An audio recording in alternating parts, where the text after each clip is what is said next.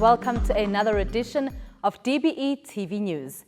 Thank you for tuning in every Friday, either at 12 p.m. on the DBE TV channel 122 if you have an open view decoder, or Bricks TV channel 509 at 4:30 if you are a StarSat subscriber. Otherwise, you're watching this latest bulletin on YouTube. Please remember to share the link with your friends, family, and anyone in your circles. My name is Tsegohajo Moagi. Here are some of the top stories this week. 2 government departments come together to host a 2-day inclusive education summit. On the same days, the Basic Education Department held a comprehensive sexuality education colloquium in Pretoria. Get more details in this bulletin about the Care and Support for Teachers and Learners Conference. Learning losses remain a concern for the department, and they have a plea for all parents. Stay tuned to find out more. And we end the bulletin on a good note. The KZN department is determined to make the environment for principals much easier. Remember to get in touch with us by using our social media platforms on Twitter at DBE_SA and at DBE TV News, Facebook DBESA, Instagram DBESA. You can use the hashtag DBE News.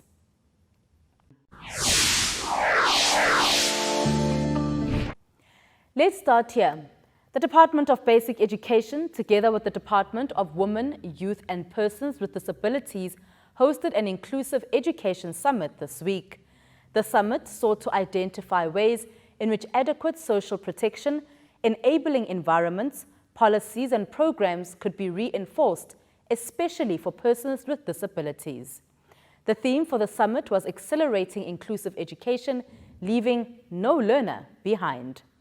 According to the department, 373 out of 435 special schools serve as resource centers, providing outreach services to full-service and ordinary schools. Our reporter, Nandika Bierkes, has more on this story.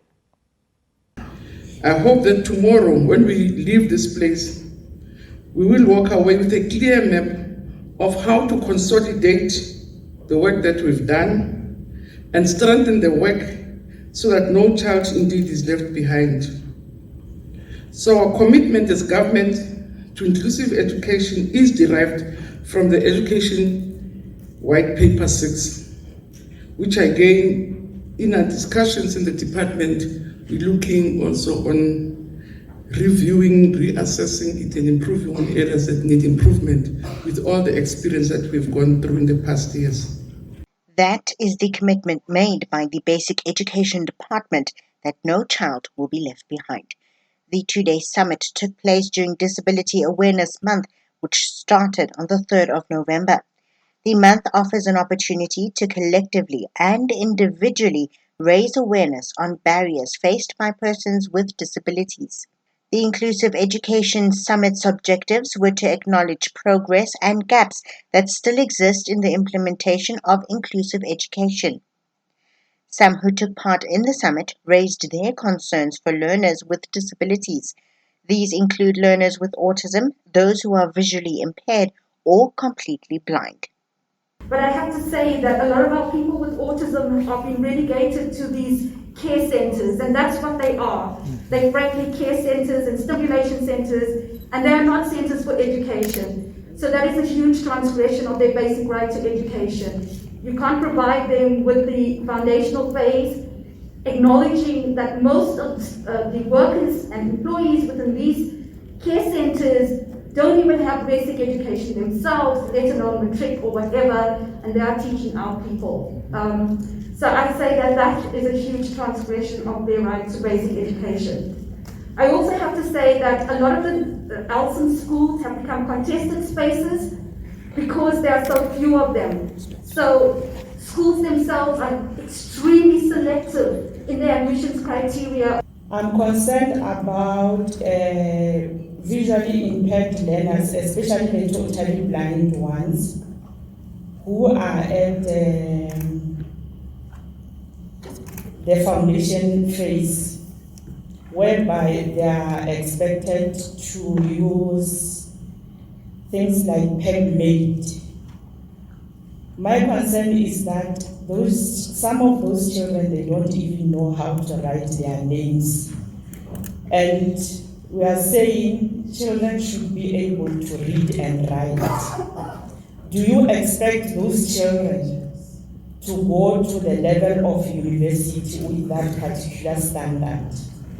Because the other problem is because people who are, when the department do redeployment, they even send people who don't know anything about braille or something like sign language and expect them to teach those learners. There have been some 4,000 teachers that have been trained on autism, but on daily basis we get parents who got their children sent back because school says they have not been trained, they don't understand what autism is.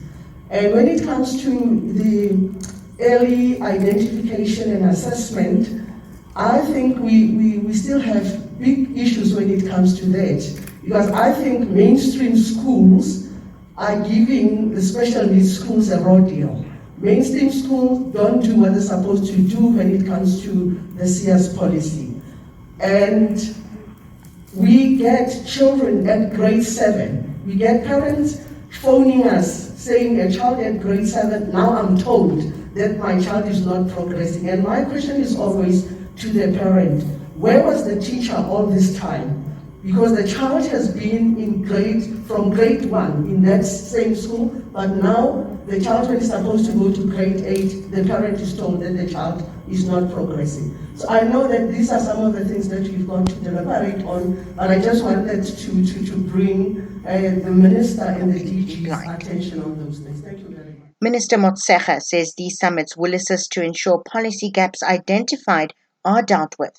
The white paper 6 for education with disability is meant to be reviewed now in 2021, because in 2001, when it was gazetted, it had said in 20 years' time it has to evaluate it. So the time has come. So it's ready to evaluate, to see progress, but on the other hand also to identify ongoing gaps and new opportunities for improving our work. KZN Education Acting HOD Dr. Barney Mthembu represented the province and spoke about the importance of everyone being experts in order for inclusive education to work. The Minister has mentioned that there might be gaps, and I think the special schools themselves, they have experts, people who are specialized. But when you get to districts and head offices of provinces, then you wonder whether those people who are leading at that level are also experts, the directors, the CSCs, and so on.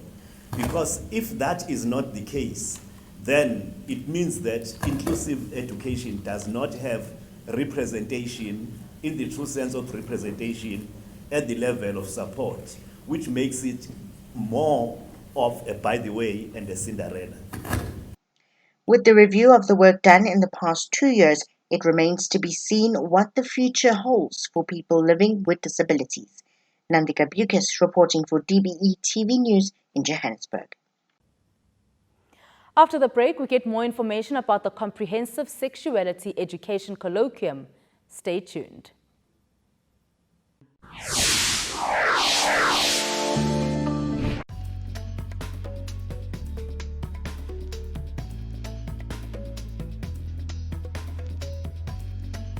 Mina igama lami nguMonica Mwachi, iposition yami la ngi-intervention specialist, ngisebenza ngokuhlukunyezwa kwabafazana nabantwana nabafana. Siyazama ukunceda kakhulu ezintweni ezinjengema-gender based violence, ukuhlukunyezwa ne-sexual abuse kakhulu ebantwaneni. Khona manje njengoba kuba ne-COVID-19, kwaphela abantu baphelelwa imisebenzi. Abantu bahlala ekhaya kwaba ne-lockdown e-strict. Bese mhlambe kube nokungazwani kahle endlini, bese kuchaphazelele ebantwaneni bayibone lento ukuthi yenzakala, bona bayoyipractice ngaphandle. They are vulnerable. I-vulnerability yabo yiyo le enza ukuthi ekugcineni kube ama-target. I would say it's a good idea for them to go back to school, because mama bahlele ekhaya, they are not monitored. mabasesikoleni at least bazokwazi ukuthi umntwana uzoba nokuthi uthole isanitizer, uthola imask, uthola indlela yokuwasha izandla. Masihleli la ekhaya azikho lezo zinto, siyabaxosha nathi sithi bayasidina bayodlala ngaphandle, bahlangane nabanye, bahlangane nabantwana abanye badlale nabo kanjalo babe infected ngale COVID-19. So abantwana abancane they are easy ukuthi uba monitor just to guide them to the correct way. So I think ukuthi mababuyela esikoleni they will understand better.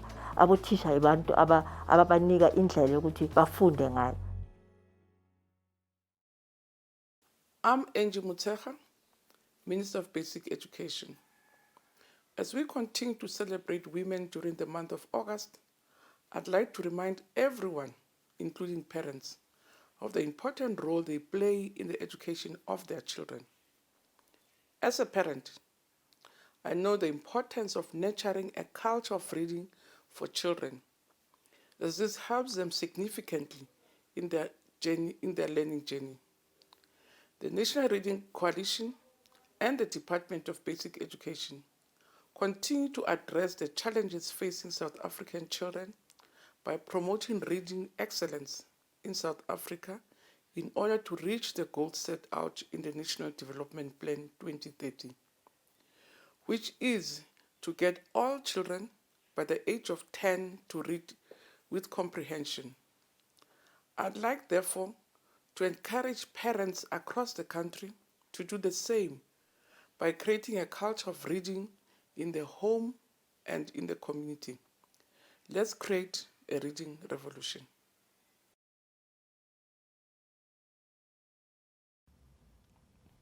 Welcome back. The Basic Education Department also had a 2-day comprehensive sexuality education colloquium in Pretoria. The seminar's theme was the key to gender-responsive and socially inclusive education. The CSE has been part of the school curriculum since the year 2000, and in 2015, the department developed the scripted lesson plans, which are currently being tested in 5 provinces across the country. Some of the topics discussed during the colloquium were intersections of CSE, gender diversity and social inclusion. Our reporter, Robinson Ngola, has filed this report. It was 2 days of discussions where academics, professionals, health and education experts delivered presentations on comprehensive sexuality education. But today, as we close the 2 days of the colloquium, we have taken it a step further to assess the gender responsiveness of comprehensive sexuality education, whether it does in fact respond to the gender diversity needs of the children and the educators who are delivering on the content. We're also then looking at the social inclusion of diverse sexual orientations and gender identities when we look at comprehensive sexuality education. Does it allow us as a sector to do that? Because it does open a very fertile opportunity for us to be able to do that. And we don't want to miss this opportunity. So whilst we're still constructing the whole narrative of comprehensive sexuality education, this colloquium gives us an opportunity for us to reflect and review and be able to go back to make those gap fillers in the comprehensive sexuality education offering of basic education. The CSE has not always been well received by the public, as there have been misunderstandings of what is expected from teachers. But teachers say the scripted lesson plans and doing additional research has helped. My background with CSE started when I started with my master's. Like prior to that, I did not usually pay attention like most LO teachers at my school. So now after conducting the study, I learned that mostly learners feel neglected at home because most parents do not know how to approach like topics around sexuality with their children. So now I think implementing the comprehensive sexual education in our schools is very important because it is where we will like learners feel supported, especially emotionally and psychologically, because mostly at home, especially in our African household, like the focus is mostly based on physical maturity, and it neglects other needs that children have. And I believe that CSE is important because it validates learners' emotions. It teaches them how to behave and how to make wise decisions when it comes to sexuality. Meanwhile, a social worker has spoken about the importance of inclusive representation during lessons and equipping young children to protect themselves at all times. Or the participants in my study reflected an interesting thing. They said, so we don't see ourselves in these lessons, like they don't reflect us. When our teacher's talking about HIV and how to protect yourself, it's very heterosexual. They're only talking about a man and a female. What if I like a girl and I'm having sex with her? How would I protect myself? What if I like a guy? How would I protect myself? And that's a very important thing, because that tells us that we are not equipping all our learners the same. We're not giving them the tools they need to ensure that they can protect themselves as well as others.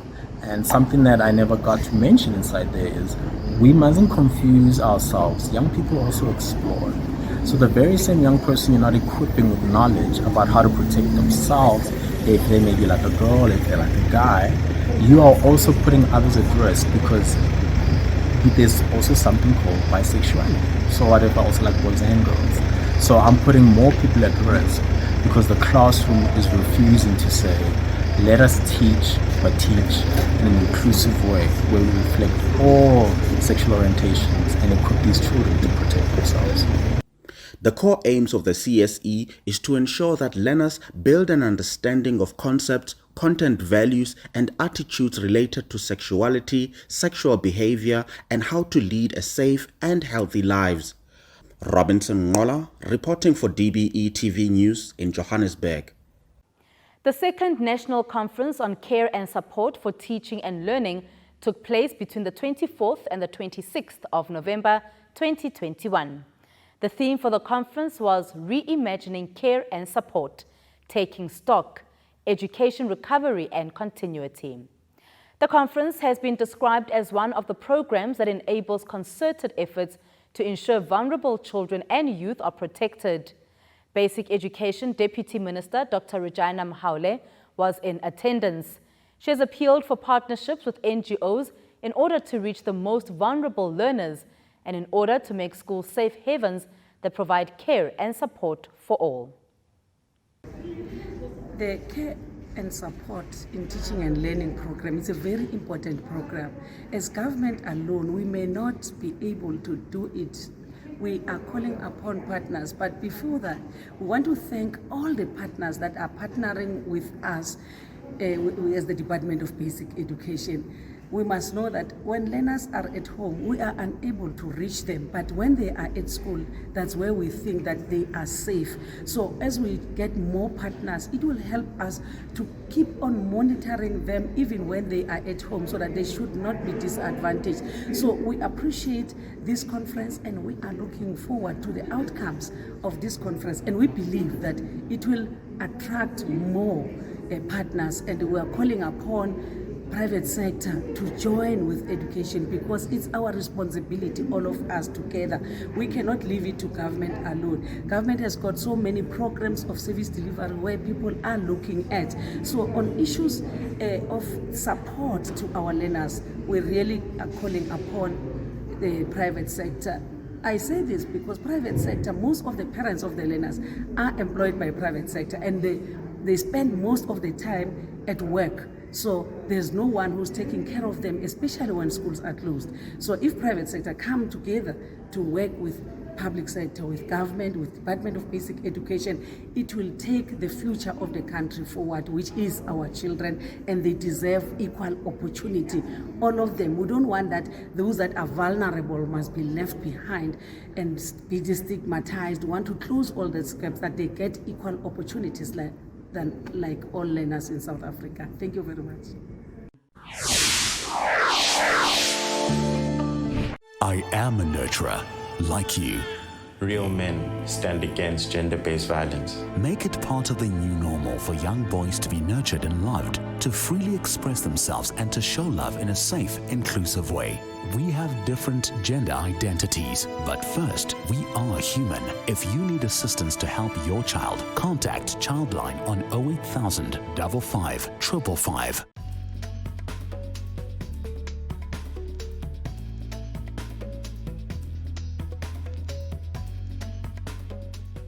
Igama lami ngo-Asithandile Situkwana and ngenza grade 7.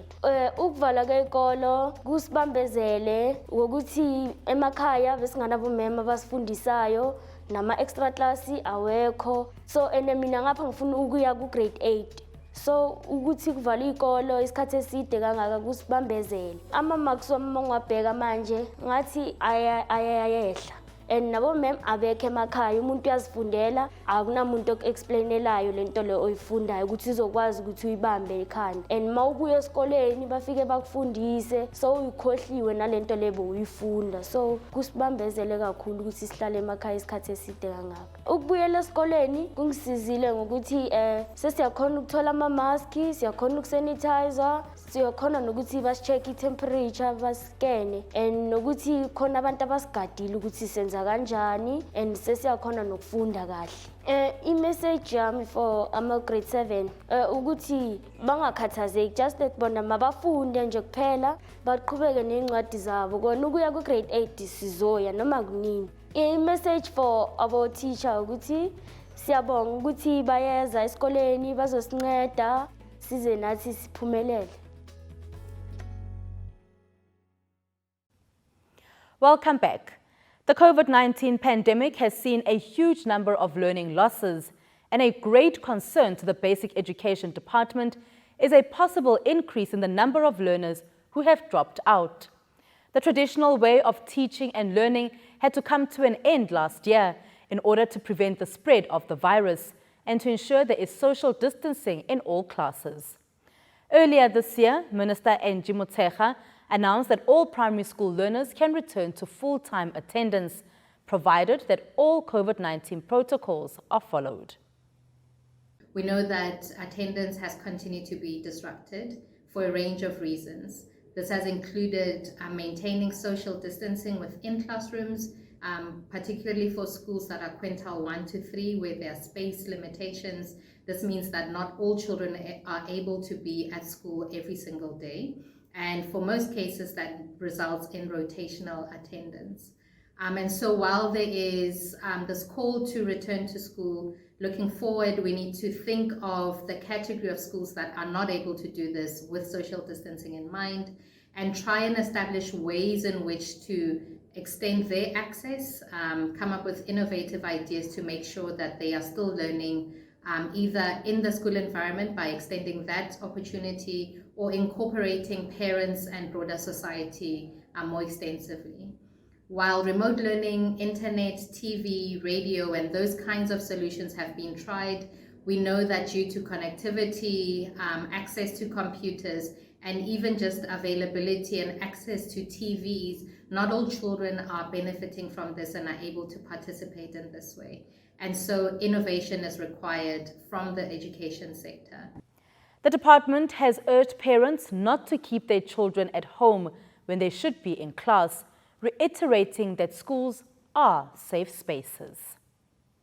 We encourage parents to not withhold their learners from schooling.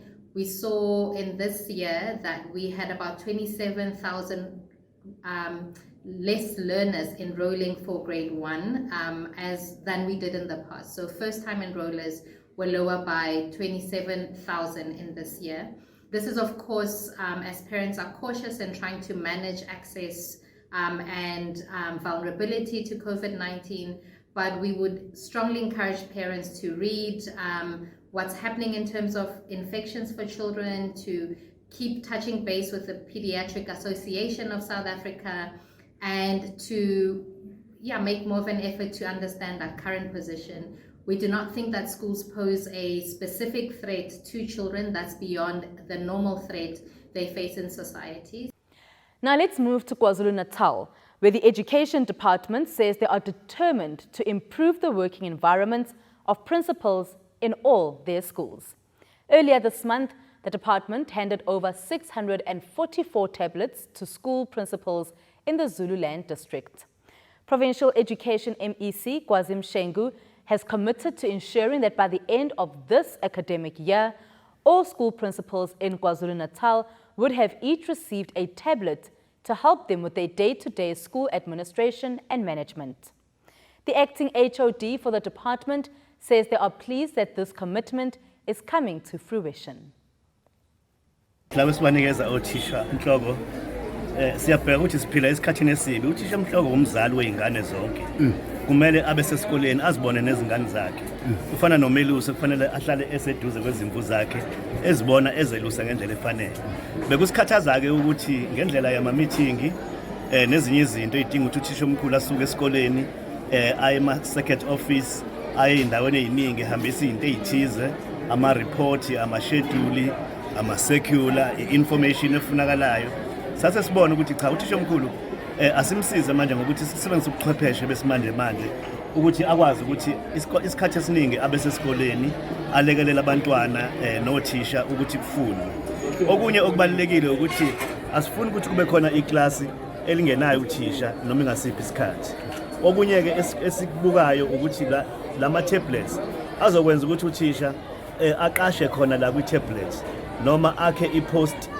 noma akhe ithuba lomsebenzi la kwi tablet kusheshe kufike head office kusheshe qashwe abantwana abafunda othisha nabo ngoba i-tablet yesikole bazokwazi ukuthi bacele kuthisha omkhulu ukuthi sicela ukungena ngoba kunomhlangano bese bengena othisha noma ngabe u-subject advisor noma ngabe umhlolo okhuluma nabo esizama ukwenza ke ukuphucula umsebenzi wothisha omkhulu ube ngcono ube lula ukuze nakho konke esikuvunayo okuyizithelo zomsebenzi ukufundisa abantwana bakulelizwe nakule province kwenzeka ngendlela efanele. That's how we end this week's news roundup on Channel 122 on OpenView, on YouTube and on BRICS TV Channel 509 Starset. Until next time, it's goodbye from myself, Tsegohajo Moagi, and the entire team. Thank you for watching.